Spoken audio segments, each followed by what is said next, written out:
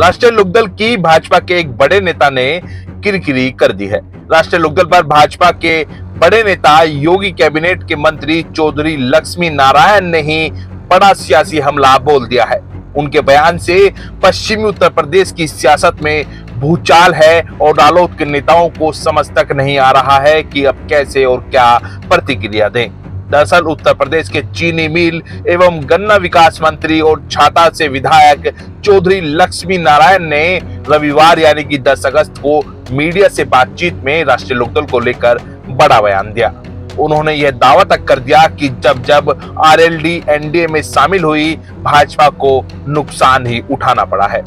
उन्होंने 2002 के किस्से को याद करते हुए कहा कि तब अटल जी की सरकार थी और राजनाथ सिंह मुख्यमंत्री थे। उन्होंने पूछा था कि आरएलडी को सरकार में शामिल करने से चुनाव पर क्या असर पड़ेगा।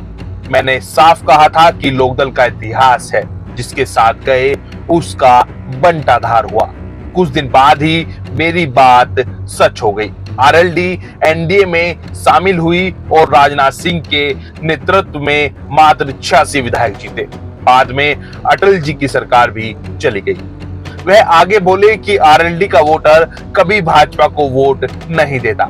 मथुरा में पिछले चुनाव में भाजपा 5 सीटों पर भारी बहुमत से जीती थी।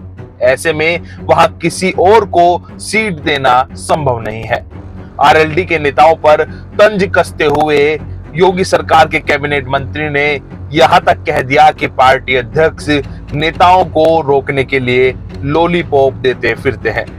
2024 लोकसभा चुनाव का उदाहरण देते हुए कहा कि भाजपा 400 सीटों के लक्ष्य से 2040 पर आ गई और इसमें आरएलडी की साझेदारी भी एक कारण रही। अब देखना होगा कि चौधरी लक्ष्मी नारायण की प्रतिक्रिया के बाद राष्ट्रीय लोकदल की तरफ से क्या क्या प्रतिक्रिया दी जाती है।